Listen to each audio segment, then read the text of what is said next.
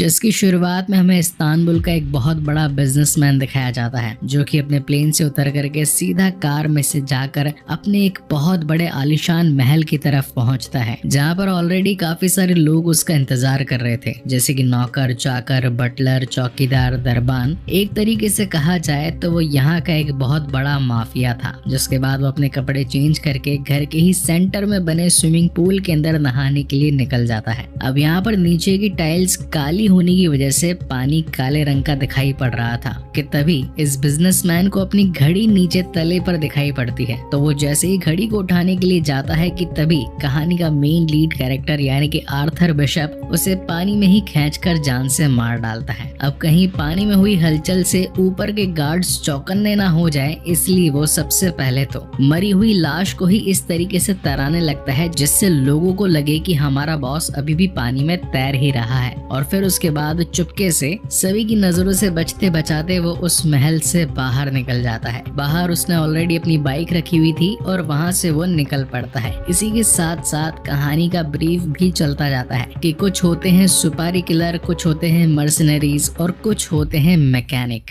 हालांकि काम तो इन सभी का यही होता है कि पैसों लो और पैसों के बदले उस चुनिंदा शख्स को जान से मार डालो। मगर मैकेनिक खास इसीलिए होता है कि वो अपने प्लान्ड मर्डर्स को इस तरीके से इम्प्लीमेंट करता है कि लगे ही ना कि इस शख्स का डायरेक्टली मर्डर हुआ है। ऐसा लगना चाहिए कि आसपास में किसी गतिविधि या फिर कोई अनहोनी हो गई हो, कोई इंसिडेंस हैपन हो गया हो जिसकी वजह से इस शख्स की जान गई हो। तो वैसे सरकमस्टेंसेस क्रिएट करने वाले को ही मैकेनिक कहते हैं। अच्छा हाँ, अब आपको एक एग्जांपल और देता हूँ। जिस तरीके से बेन 10 की सीरीज के अंदर जो उसके ग्रैंडफादर थे, खुद बेन 10 था, ये लोग वॉइड से आने वाले सभी क्रीचर्स को वहीं पर रोका करते थे जिन्हें की प्लम्बर्स कहा जाता था। हाँ, प्लम्बर तो भैया नल पानी ठीक करता है, मगर जैसे उनका काम अनोखे क्रीचर्स को रोकना था, प्लम्बर कहा जाता था उन्हें। तो यहाँ पर इन वाले प्लान्ड मर्डरर्स को मैकेनिक कहा जाता है। आई होप कि पॉइंट क्लियर हो चुका होगा। Now coming back to the main story. तो यहाँ पर जो अपना आर्थर बिशप है, ये किसी को भी जान से डायरेक्ट मारने के लिए सीधा नहीं पहुंच जाता था। वो हमेशा सबसे पहले उसके ऊपर रिसर्च करता था, उसकी पॉजिटिविटी और नेगेटिविटी को जानता था, उनके लूज पॉइंट्स को चेकआउट करता था, किस मोमेंट पर वो कहाँ पर मौजूद हो सकते हैं, उन सभी को जानता था। और फिर आकर एंड में एक तेज शिकारी की तरह अपना शिकार पर झपट पड़ता था। अब इस मर्डर को खत्म कर लेने के बाद में वो अपने एक बॉस हैरी के पास पहुंचता है। हैरी वो शख्स था जो कि इस पूरी असासिन्स टीम को हैंडल किया करता था, नए नए प्रोजेक्ट्स दिया करता था और काम खत्म हो जाने के बाद में इन्हें पैसे भी दे दिया करता था। तो यहाँ पर हैरी आर्थर से कहता भी है कि मेरे सिखाए गए सभी बाशिंदों में से तुम अभी तक के सबसे निकले हुए सबसे बेस्ट किलर हो। यानी कि मैंने सिखाया तो ये काम और भी लोगों को था, तुम ही एक ऐसे निकले हो जिसने इस काम को बेहतर तरीके से सीखा। तो मुझे फक्र है कि मेरे पास तुम्हारे जैसा स्टूडेंट है। और अब जैसे ही पैसे आ गए भाई साहब के पास में, तो ये निकल पड़ते हैं अय्याशी करने के लिए। जाते हैं बढ़िया एक क्लब के अंदर। वहाँ पर सेरा नाम की उससे एक लड़की मिलती है, जहाँ पर वो उसके साथ इंटीमेट भी हो जाता है। तो ये उसकी एक फेवरेट गर्ल हुआ करती थी। सेरा उससे हमेशा पूछा भी करती थी कि तुम्हारी बॉडी पर इतने निशान, क्या तुम कहीं से लड़ भिड़ कर आते हो क्या?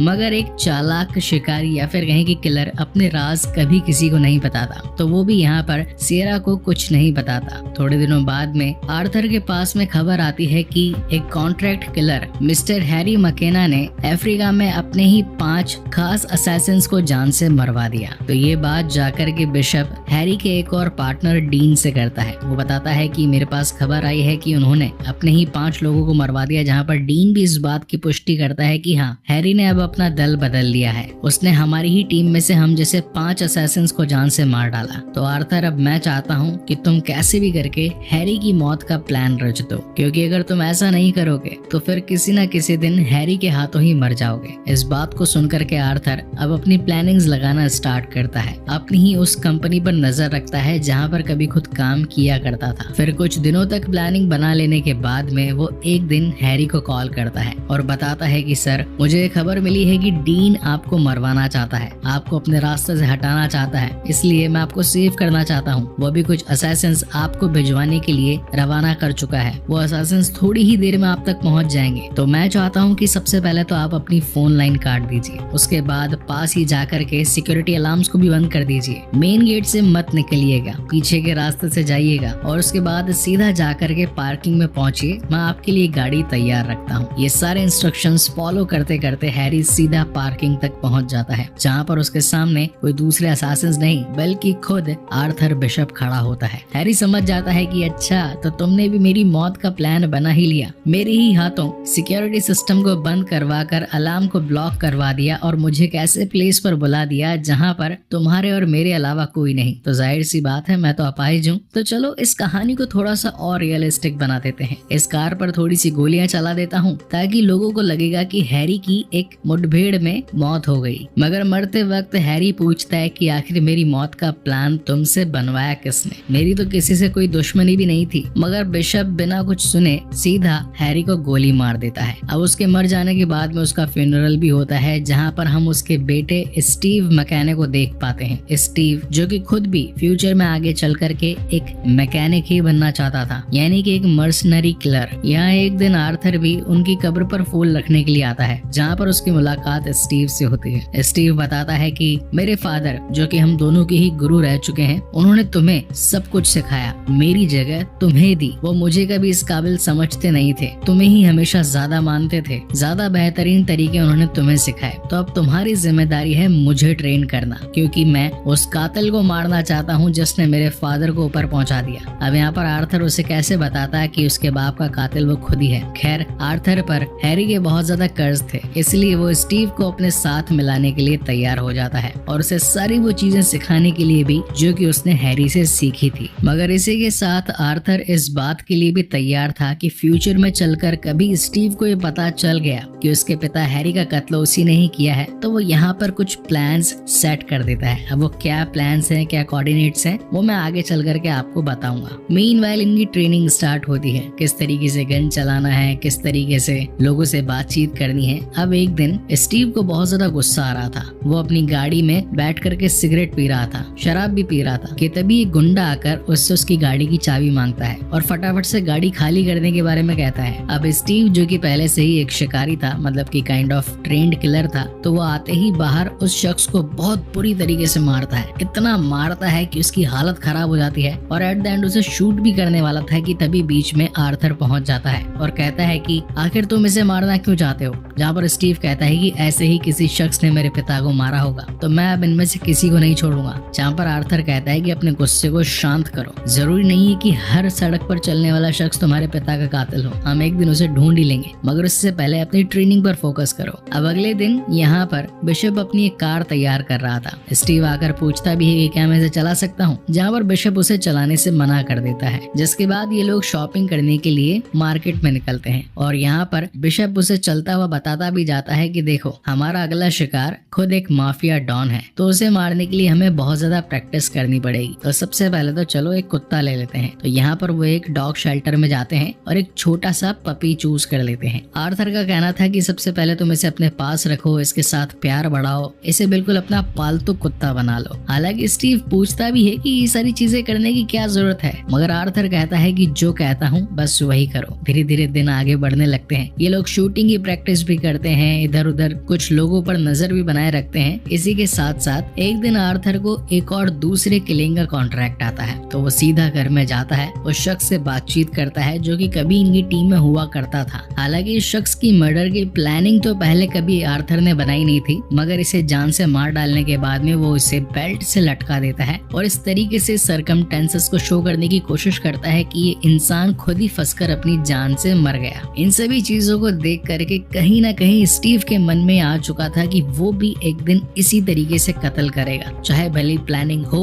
या ना हो। मर्डर कर देने के बाद में वो कुछ ऐसे सरकमटेंसेस क्रिएट कर देगा जिससे लोगों को लगेगा कि ये एक सिर्फ हादसा था, ना कि कोई प्लान्ड मर्डर। अब ये लोग जब अपने घर आ चुके थे तो यहाँ पर स्टीव कुछ गाने सुनने की कोशिश करता है, तो आर्थर मना कर देता है कि इस सीडी को कभी मत सुनना, ये मेरी फेवरेट है। स्टीव को लगने लगता है कि ये यार ये इंसान है क्या है, हर चीज जो इसकी फेवरेट है मुझे करने से मना कर देता रहता है एक ना एक दिन तो जरूर करूंगा। जिसके बाद अब वो दिन आ चुका था इनके मेन कत्ल की प्लानिंग का, मतलब कि उस प्लान को इम्प्लीमेंट करने का जो कि इन्होंने पिछले कई महीनों से बनाया था। तो बेसिकली स्टीव हर रोज जिस कैफे में जाकर अपने कुत्ते के साथ बैठ कर के कॉफी पिया करता था वो माफिया से रोज नोटिस किया करता था। तो एक तो इसके पीछे का रीजन ये था कि ये माफिया भी ऐसे ही डॉग्स को पसंद किया करता था। दैट इज वाई शुरुआत में ही आर्थर ने स्टीव को ये वाला डॉग ही चुनने के लिए बोला। अब पेशे से ये भले ही लंबा चौड़ा शख्स माफिया का डॉन हो मगर इंटरनली ये एक बायसेक्सुअल था। बायसेक्सुअल का मतलब ये होता है कि लड़के को लड़की भी चलेगी और लड़का भी चलेगा। तो स्टीव और आर्थर की प्लानिंग यही थी कि एक दिन उसे बहुत ज्यादा शराब पिलाएंगे, क्लब के अंदर पूरा नशे में चूर कर देंगे, फिर ये माफिया डॉन स्टीव को अपने साथ अपने घर ले जाएगा और घर पर ये इस डॉन की गले की नस तोड़ देंगे और हादसे में ये लगेगा कि इस शख्स ने नशे में आकर के गिर करके अपनी ही नसें तोड़ ली और खुद मर गया। मगर स्टीव के दिमाग में जो ऑन द स्पॉट मर्डर की प्लानिंग जो उसने कुछ समय पहले आर्थर को करते देखा था बस वही चीजें घूम रही थी। तो अब वो प्लान के अकॉर्डिंग चलता नहीं है। जब माफिया डॉन उसके कपड़े उतारने लगता है तो इनका प्लान ये था कि ये सबसे पहले तो उसे नशे की दवाई देंगे, मगर स्टीव उसे वो नशे की दवाई देता ही नहीं और उसी के साथ डायरेक्ट हाथापाई करने लग जाता है। अब भैया माफिया डॉन जो कि बहुत ज्यादा हेल्थ हाइट में था वो तो मानो स्टीव को उठा कर पटक रहा था, मगर कैसे तैसे काफी लंबी चौड़ी लड़ाई के बाद में स्टीव उससे पटक कर मार ही देता है और फिर एट द एंड उसके मुंह में नशे की दवाई तोड़ देता है। घर पर आने के बाद में आर्थर उस पर खूब चिल्लाता है और कहता है कि जब मैंने तुम्हें मना किया था ये सारा प्लान बिल्कुल सही तरीके से एग्जीक्यूट होने वाला था तो तुमने अपनी होशियारी क्यों दिखाई? क्या तुम मुझे अपने जैसा समझते हो? जहाँ पर स्टीव कहता है कि समझता नहीं हूँ बल्कि हूँ। मेरे पिता को वो सब कुछ मुझे सिखाना चाहिए था जो उन्होंने तुम्हें सिखा दिया। तुम इसके काबिल नहीं हो। और वो गुस्से में घर से निकल जाता है और सीधा सियरा के पास ही पहुंच जाता है। खैर अब यहाँ पर कुछ दिन बीत जाते हैं जिसके बाद में आर्थर के पास डीन की तरफ से एक मिशन और आता है। इन्हें एक ऐसे साधु संत को मारना था जिसकी पॉपुलैरिटी बहुत ज्यादा थी। अंडरवर्ल्ड में उसके कई सारे कनेक्शन थे और इस काम के बदले आर्थर को काफी सारा पैसा भी मिलने वाला था। तो उसके मर्डर के लिए ये लोग प्लान करते हैं कि जो साधु संत होता है वो कुछ भी नशे पत्ते नहीं करता है, तो हम लोग चुपके से जाएंगे जहाँ पर उसकी मीटिंग होने वाली होगी, उसमें चुपके से घुसेंगे, सभी लोगों को डिस्ट्रैक्ट करेंगे और उसकी ड्रिंक्स में कुछ ऐसी हाईली परफॉर्म्ड केमिकल्स मिला देंगे जो कि थोड़े टाइम बाद ऑटोमेटिकली उसकी जान ले लेंगे। तो अब ये लोग अपने प्लान के मुताबिक चलने लगते हैं। सबसे पहले बिल्डिंग पर चढ़ जाते हैं जहाँ एक तरफ आर्थर आगे बढ़ने लगता है, वहीं दूसरी तरफ अपने कंप्यूटर में बैठ करके स्टीव इन सभी चीजों पर नजर रख रहा था। और अब वो दिन आ चुका था जिस दिन इस प्लान को इम्प्लीमेंट करना था। तो ये लोग एक सक्शन कप की मदद से दीवार पर चढ़ते हुए ऊपर निकलते हैं और फिर चुपके से एक ऐसे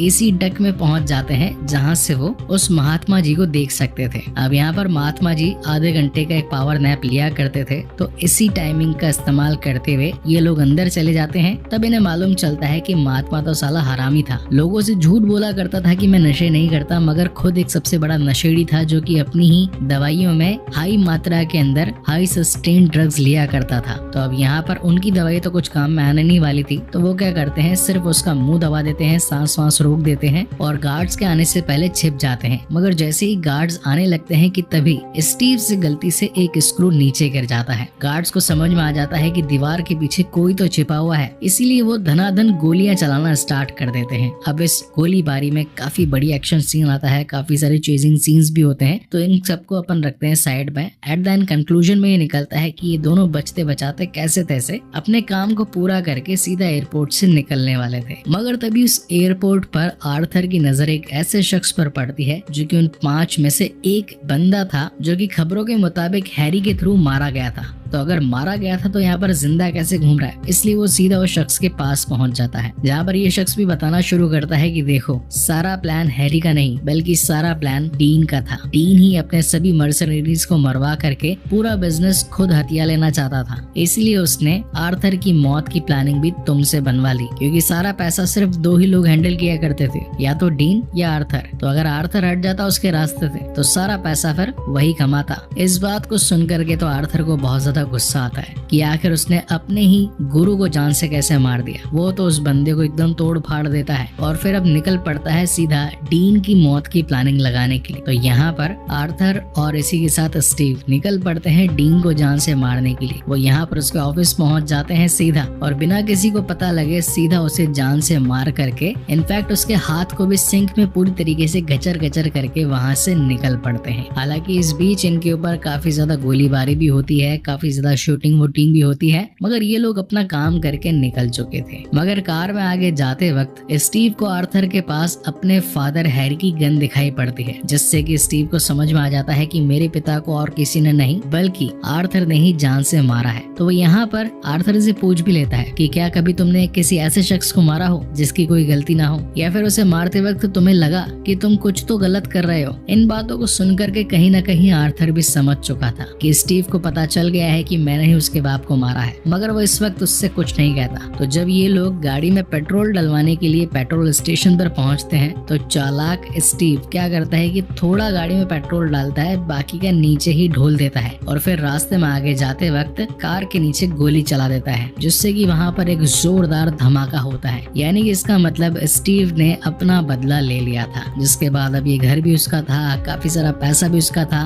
और इसी के साथ साथ आर्थर की फेवरेट चीजें भी उसी की थी, जैसे कि उसकी फेवरेट म्यूजिक सीडीज और उसकी फेवरेट कार। लेकिन कार में आगे जाते वक्त उसे एक नोट मिलता है जिस पर ये लिखा था कि बिशप अगर तुम ये नोट पढ़ रहे हो इसका मतलब कि तुम मरने वाले हो। तो बेसिकली आर्थर ने शुरुआत में ही अपने कुछ कोऑर्डिनेट्स सेट कर दिए थे कि अगर स्टीव कुछ चालाकी करे तो भी मारा जाए। और तभी हम देखते हैं कि कार में एक जोरदार धमाका होता है, क्योंकि कार को कुछ सेट कोऑर्डिनेट्स पर चलाने पर ही कार में बम नहीं फटता था, मगर ये बात स्टीव को पता नहीं थी और वो इस धमाके में मारा जाता है। इंक्लूडिंग जो वो घर के अंदर सीडी चला करके गया था, उस वजह से वो घर भी फट जाता है, क्योंकि सीडी में भी कुछ ऐसे कोऑर्डिनेट्स थे जिससे कि बम एक्टिवेट हुआ करता था। इसी के साथ मूवी तो यहीं खत्म होती है, मगर इसका पोस्ट क्रेडिट सीन आता है जहाँ पर हम ये देख पाते हैं कि कुछ पेट्रोल पंप वाले सीसीटीवी फुटेज जब चेक करते हैं तो इन्हें मालूम चलता है कि धमाके से जस्ट पहले एक शख्स चुपके से निकल गया था और वो और कोई नहीं बल्कि अपना आर्थर बिशप था। यानी कि ये मर्सनरी किलर द मैकेनिक अभी भी जिंदा है और इसके बाद आएगा